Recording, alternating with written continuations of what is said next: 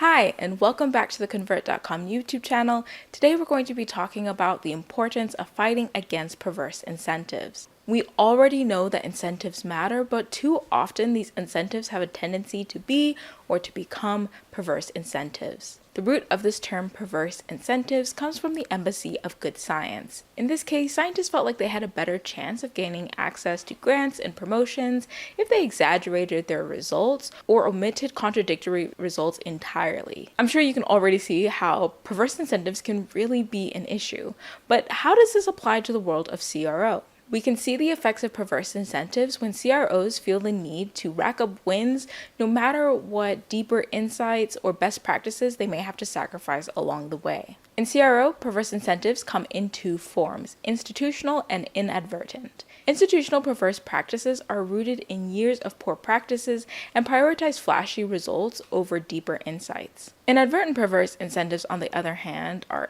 unintentional and weaved into the test design.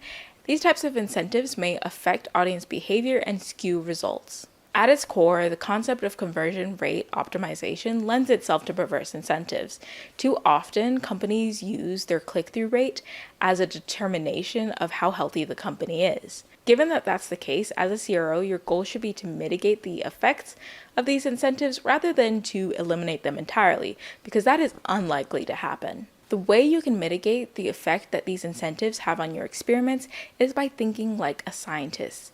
Be very clear about what you're testing and why you're testing, and foster a culture of scientific rigor and transparency among your teammates. And make sure you're never conflating correlation with causation in favor of easy wins. To go deeper into the nature and dangers of perverse incentives in CRO, be sure to check out the article on the Convert.com website, which is linked in the description as well as the first comment. And now to you, have you witnessed perverse incentives in the experiments that you have worked in?